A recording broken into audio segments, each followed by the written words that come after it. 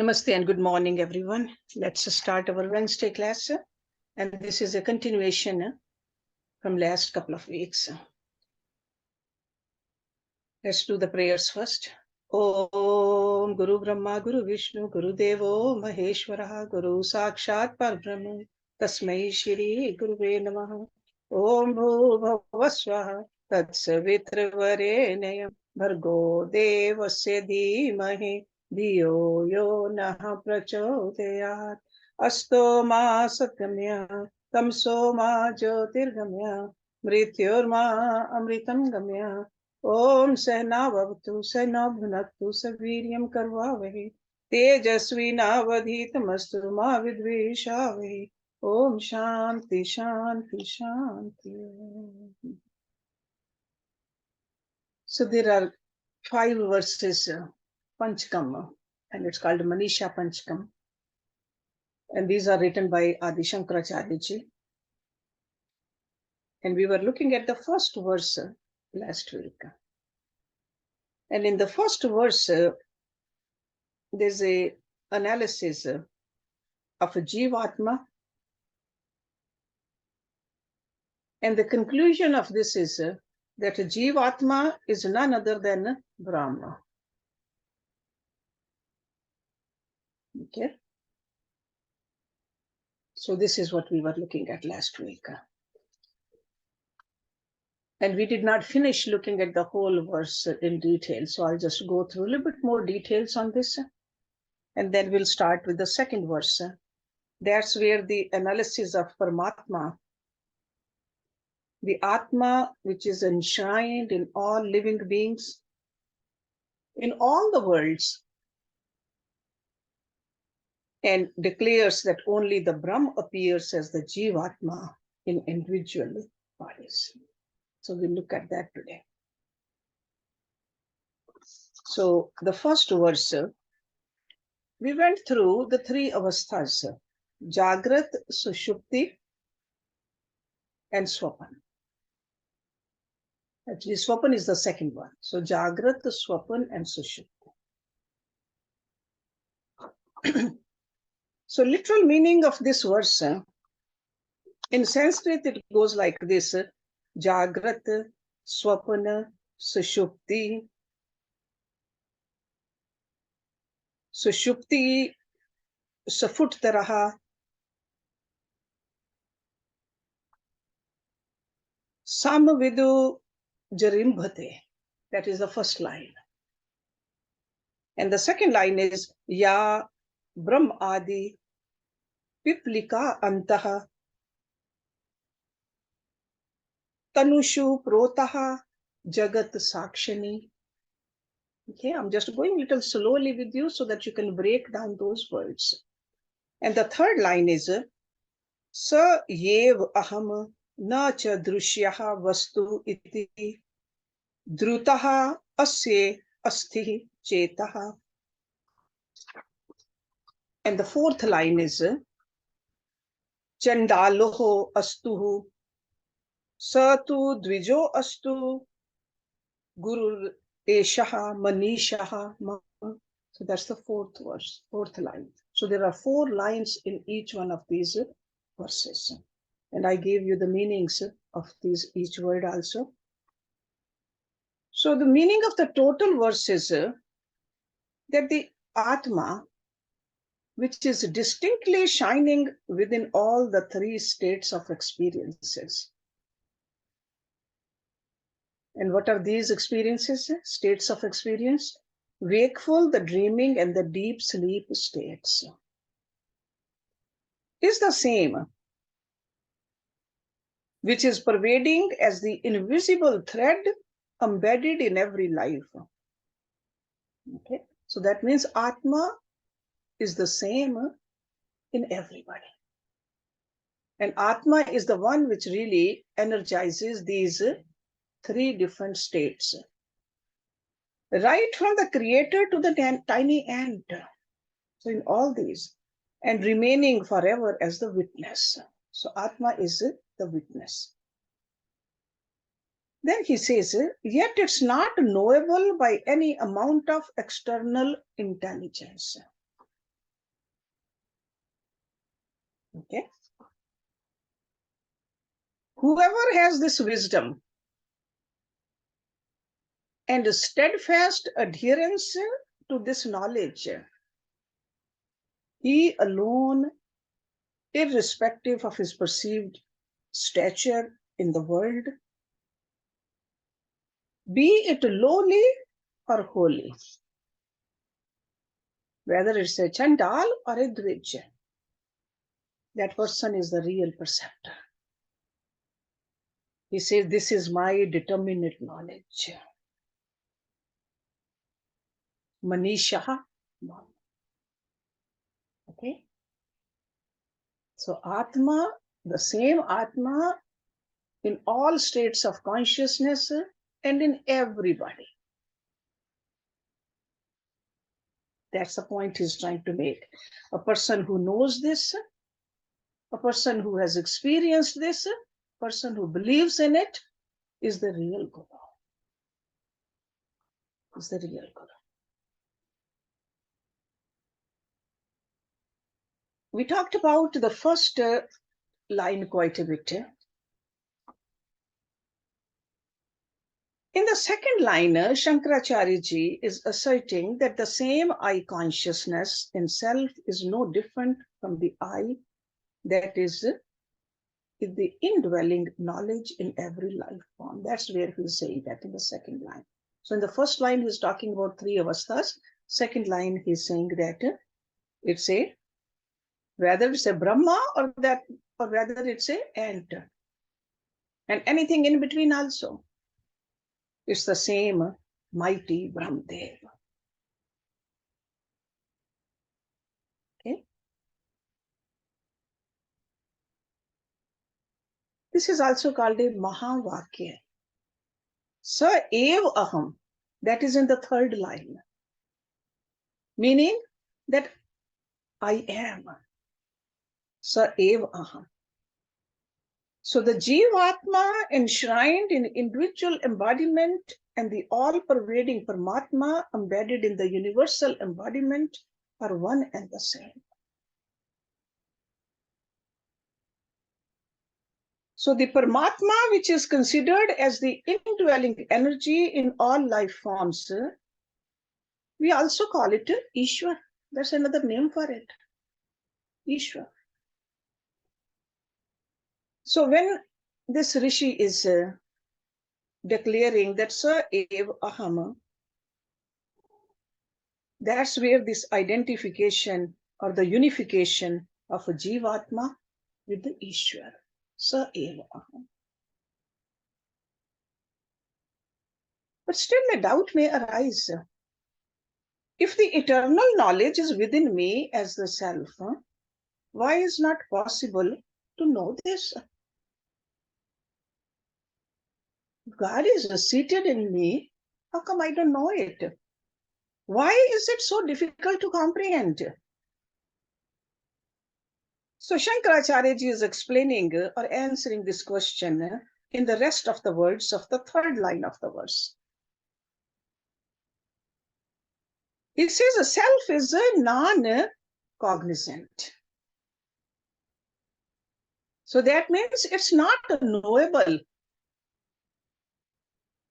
Because if something is known, then the knower is different from the known. Is it not? If I have to know a chair or a table, I got to be different than the table or a chair. But the self is proven to be in the form of infinite knowledge. That's why he says there is no external knowledge that can know the self.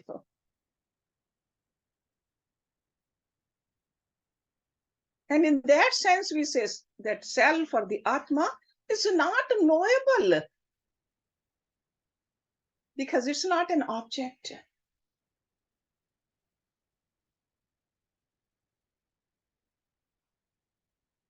And in the last line of this first verse, he is asserting his determinate knowledge or conclusive wisdom as the response to the question of that stranger.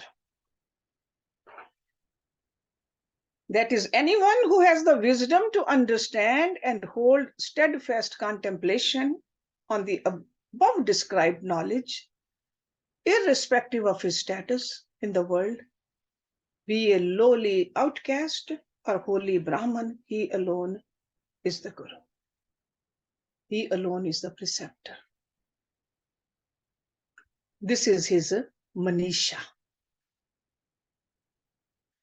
So we can see from the explanation of this verse that Shankaracharya ji has established the analysis of the Jivatma to establish its identification with the Paramatma or Ishwar, whichever words we want to use.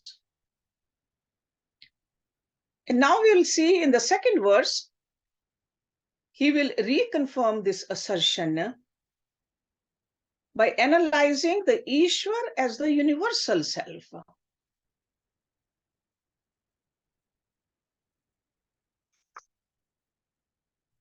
And I'm sure you have this verse in front of you. First line, I'll go by the lines slowly. First line is Brahmaivāhamidaṁ jagat cha sakalaṁ cinmātravistāritaṁ. Brahmaivāhamidaṁ, I am Brahma. Idam jagat cha sakalaṁ, in this very universe and in everything. Sakalam means everything. In this very universe and in everything. Cinmātra, only for the subtle conscious form. Vistaritam is perfectly unfolding itself. Second line, sarvaṁ cha etat avidyayā triguṇayāśeṣaṁ mayā kalpitam.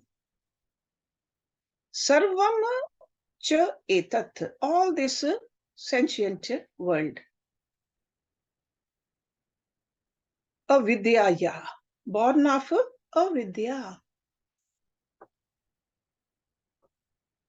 Avidya is the nations. Avidya. Triguṇayāśeṣaṁ, due to the three guns, three traits, three qualities. Triguṇayāśeṣaṁ. So due to the convolution of the three traits. Sesham. Sesham means remains. Remains as a creation and creator. Maya kalpitam, superimposed by my ignorance, my maya. Third line. Itthaṁ yasya dṛḍhā sukhatare nitye pare nirmale. Itthaṁ means thus. Yasya, whoever. Dṛḍhā, understand with the steadfast knowledge. Dṛḍhā. Sukhatare, of absolute bliss. Nitye, forever. Pare, the supreme. Nirmale, perfect, uncontaminated. Nirmal. And fourth line is the same as in the first verse. caṇḍālostu satu dvijostu yasya gururityeṣā manīṣā mama.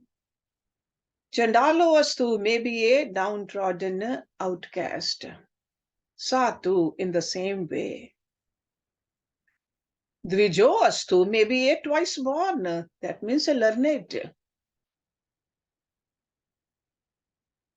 YSA, that great one. That means a person who understands this concept.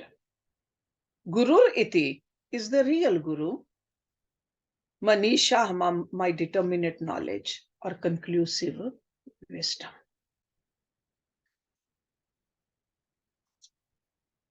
So together it means, it starts out, I am Brahm. Brahmaivāhamidaṁ. I am Brahm. All the worlds and all things are there due to the indwelling pure and infinite Brahma, which is verily I am. The unlimited sentient energy and the infinite knowledge. All creations and the notion of creator are superimposed. How? Due to maya. And it's a triple traits. Sattva, rajas, tamas, right? Those are the triple traits of maya. Whoever understands and holds steadfast knowledge on this everlasting, perfect and absolute bliss, he alone, irrespective of his perceived stature in the world, be it lowly or holy, is the real guru. This is my determinate knowledge or conclusive wisdom. So in this verse, he talks about maya.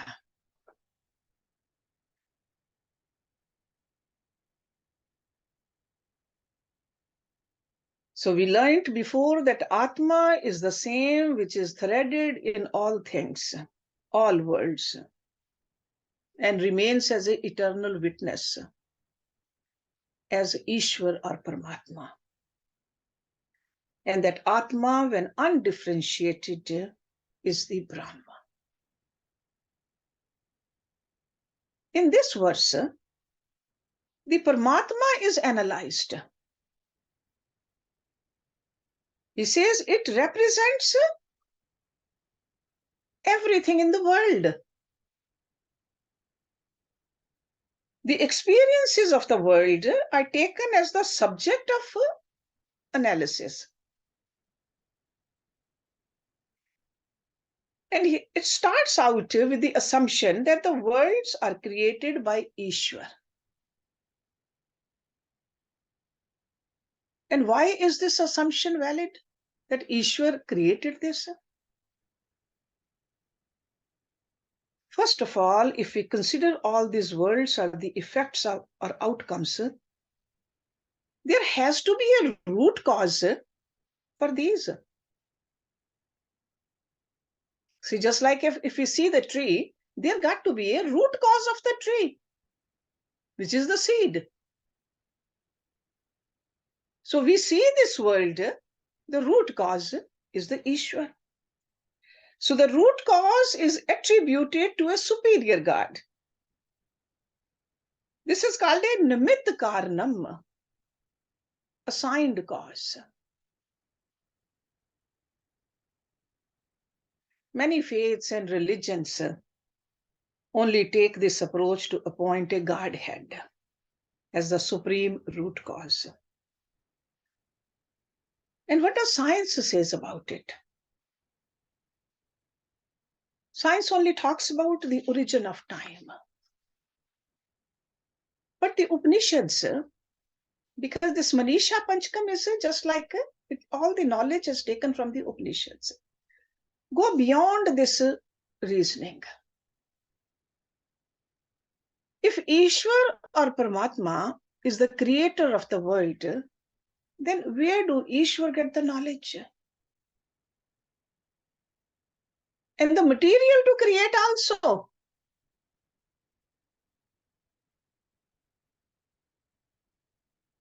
The Atma is proven to be infinite knowledge. So the knowledge to create the world is not external to the Atma. Outside knowledge is not needed. And secondly, the potential of Atma, when it is manifest, becomes both the power and matter required for the creation of the world. That's why we call Swambhu, that is God. The material cause is there too, and efficient cause is there too. They always give an example of a small spider. Spider creates the big web, beautiful web. I'm sure you have seen those beautiful, intricate webs. Where does the material come from? From the spider itself. Unlike the birds, when we see beautiful nests made by the birds, they gather the material from outside. Little straws, the leaves, dry leaves, roots. They use all those things, twigs. But spider makes that beautiful web without any external help. Comes from within. And spider also, they can take it back also. The whole web. This is what happens with God also. God created. That's why this power of creation known as Maya is God's Maya. And God, another name for God is Maya Adhyaksha. We Jeev are Maya Adheen. Okay, we are like under the power of Maya. And with the help of a yogic practices, we are supposed to rise above this Maya. So the power of creation is known as Maya. What is Maya? The Upanishads teach that the differentiated and innumerable embodiments and worlds are due to Mool Prakriti. Mool means root, which is the root cause of anything and everything. Mool Prakriti. And this is the power absolute, infinite potential of Brahma. This is not separate from Brahma. This is also known as Shakti when it's manifested. And this the same thing is known as Maya. This concept is very important to understand. Maya.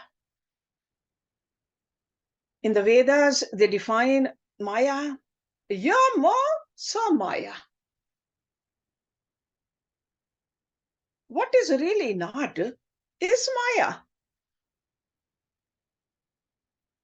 So that means the Maya is absolute unreality, since its existence is not real, but for the Brahma.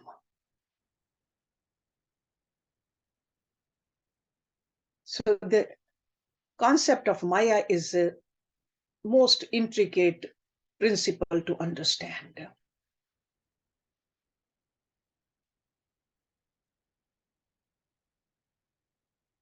Just imagine that your hand is moving to pick up something. It could be fruit, it could be apple or a pear.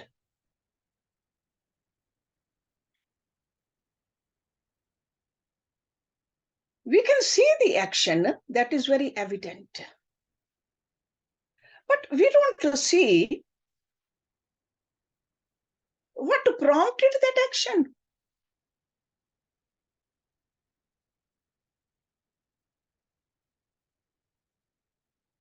When we think it little deeply, we say there was a will to pick. But why was there a will to pick? Because there was a desire to pick.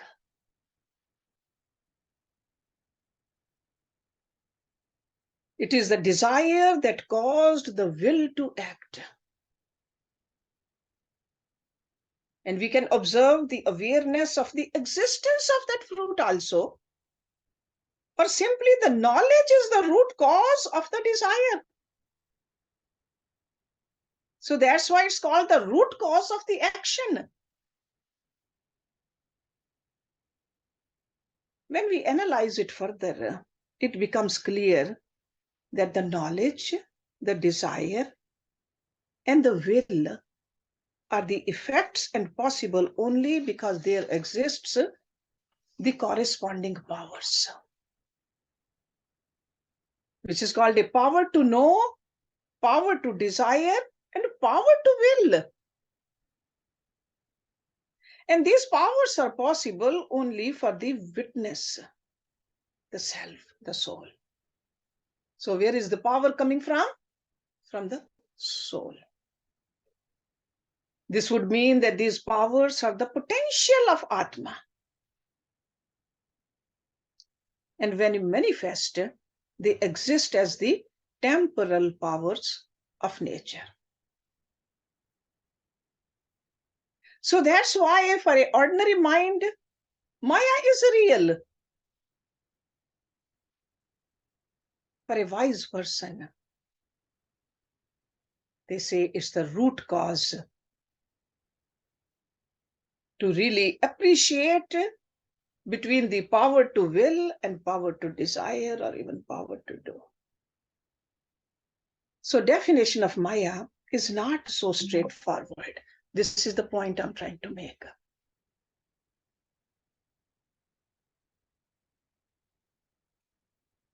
If something is real, it must exist at all times. By definition, the past, present, and future. Otherwise, it's not real. Can an unreal cause create a real effect?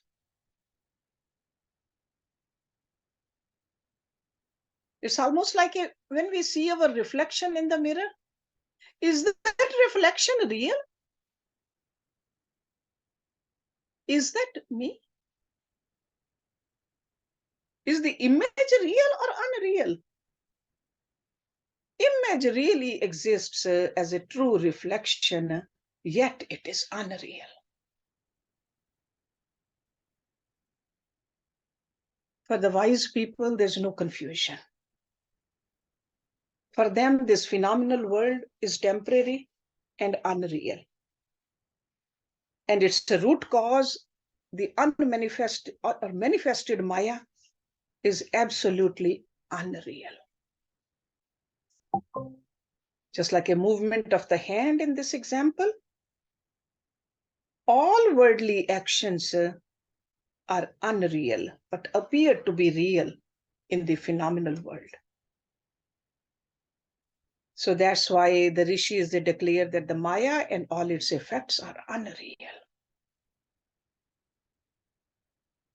The Upanishads call these three powers.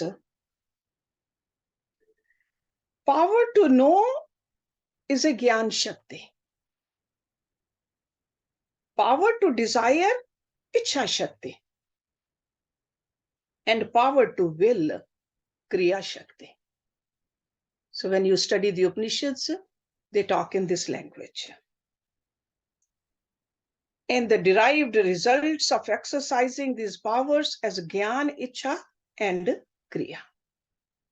And combination of these powers, or the Shakti, when it's not manifest, is the potential power of a Brahma.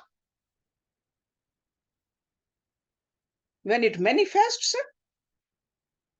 Brahma is differentiated and known as Ishvara.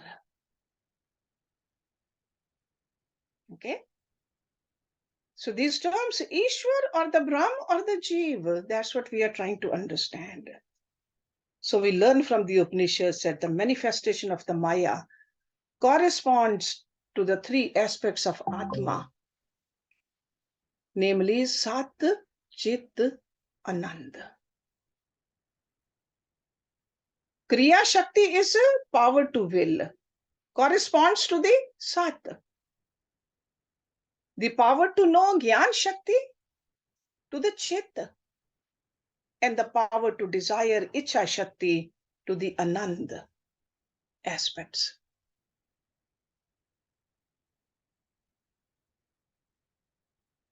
These great rishis, they experienced this. That's how they could determine the attributes of the Maya.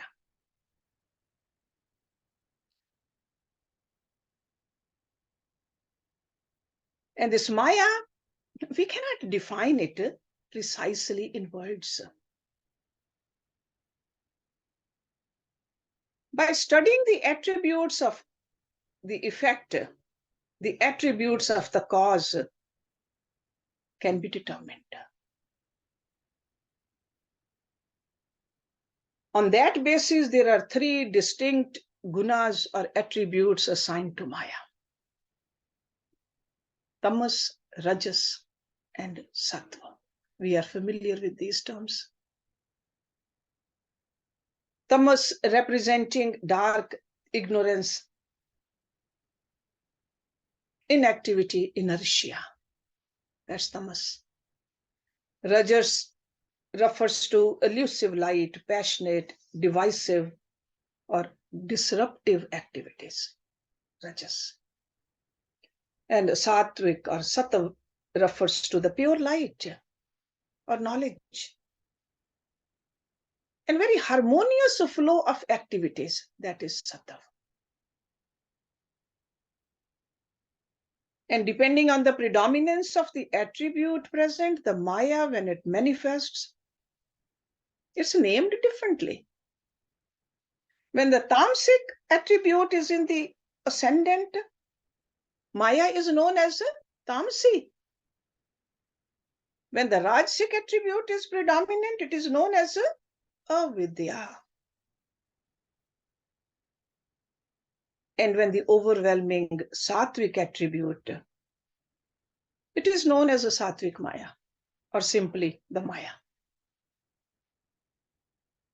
Through the Maya only, the self is exhibited in three types of embodiments. First of all, when the Atma is exhibited through sattvic Maya, it is known as Ishwar. Harmoniously things are happening, Ishwar, or even Paramatma we call it. And this is the primary cause and the emanation of the universe. In other words, with sattvic Maya as his causal body, Ishwar pervades all the worlds. And that is what the thread is between all of us, connecting thread. Similarly, with avidya or ignorance as the causal body, the witnessing self within the individual embodiment of life is exhibited as a jivatma. And finally, tamasi, being the causal body, the inert matters exist. Jad. Okay. So in the inert matter, only the sat aspect of the atma is predominant. And the chit and anand aspect are completely subordinated. And in the case of the jivatma, both sat and chit aspects prevail. And the anand aspect is marginally indicated. That's why we feel that bliss when we are only in a deep sleep. And in the Ishwar, we find the fullness of absolute Sat Chit Anand. All that exist do exist in Ishwar. Universe is one organic body, enlivened by Ishwar, the one supreme self. These days on Thursdays we are studying Shvet Ashwar Upanishad. We will see in that beautiful line. Asye ev ayam bhutasyetu vyaptam sarvaṁ idam jagacca.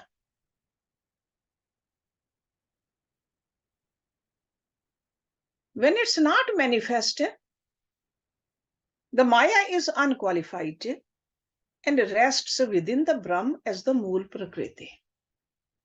When it is manifest, it takes three forms: Satvik Maya, Avidya, and Tamasi. And giving rise to three principles: Ishwar, Jeev, and matter. And these are the three principles mentioned in Bhagavad Gita. Lord Krishna called it Purushottam, Akshar, and Kshara, as well as Paramatma, Kutastha, and Bhut. Different terminology, but the same philosophy. When the Maya is removed, Ishwar is Brahma. Similarly, when the Avidya is removed, Avidya means the ignorance in us is removed, the Jivatma identifies with Paramatma. Only with such wisdom, the learned are able to declare that phenomenal world or separated existence is indeed unreal. And its cause, the Maya, is absolutely unreal. See, truth is always simple.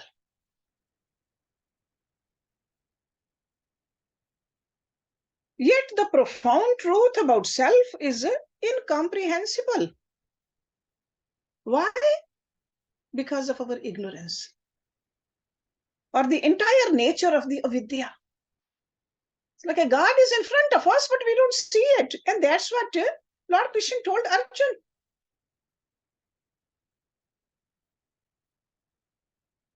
Everything is in me, and I'm in everything, but you cannot see with these eyes of yours.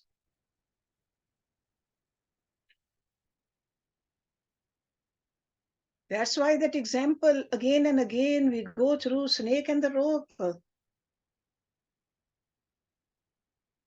In twilight, we cannot see the difference. We think we superimpose snake on the rope. That is the ignorance.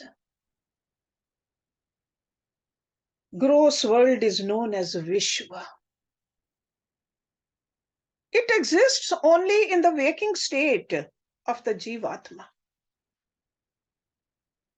The subtle world of the Jivatma is known as Tejas, or the dreaming world. It operates in the dream state only. And the causal world for the Jivatma is known as Pragya. It exists in the deep sleep state as full of potential.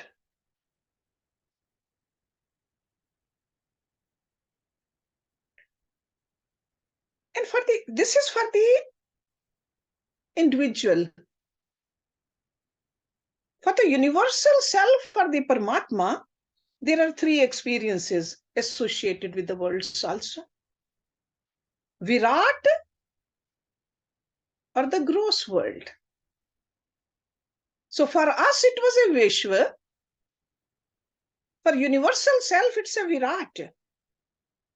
And Hiranyagarbha is the subtle world, Hiranyagarbha. And the Prakriti as the causal. with this terminology, because you are familiar with most of these terms, so I'm just trying to put it together so that you can understand what this maya is all about. Maya is the power that creates the worlds. So from there we can see that worlds are only relatively real. Only with the three knowledge, this veil of avidya can be removed.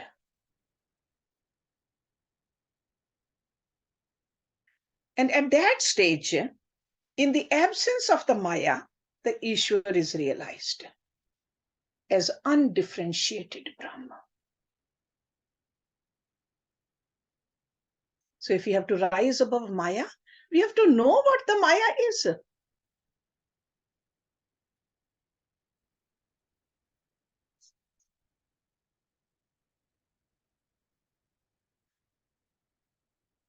So within these two verses, by showing the identification and unification of Jivatma and Ishwar, Adi Shankaracharya ji has revealed the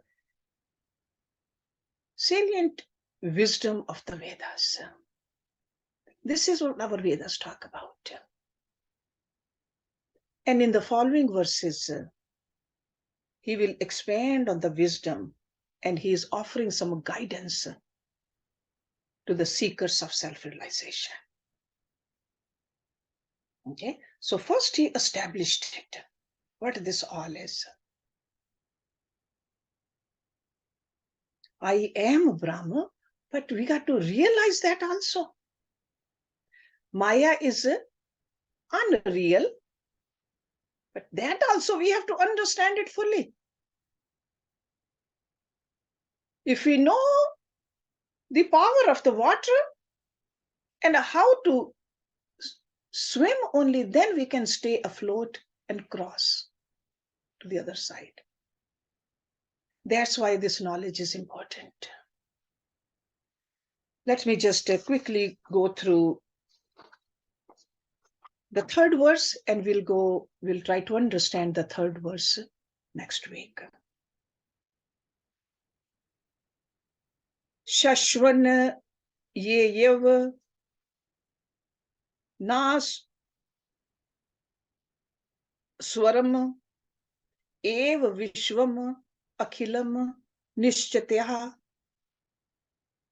vacha guru nityam brahma nirantram vimrishtaha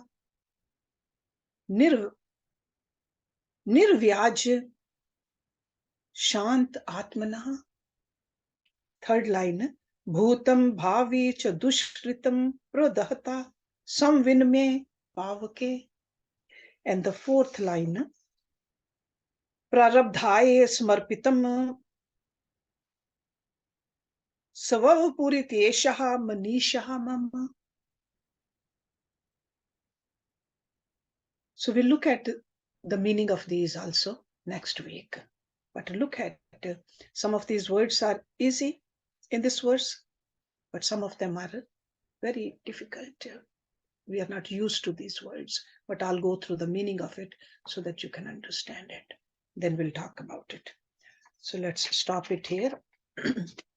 Om Purnamada Purnamidam Purnat Purnamudachyate Purnasya Purnamadaya Purnameva Visheshyate.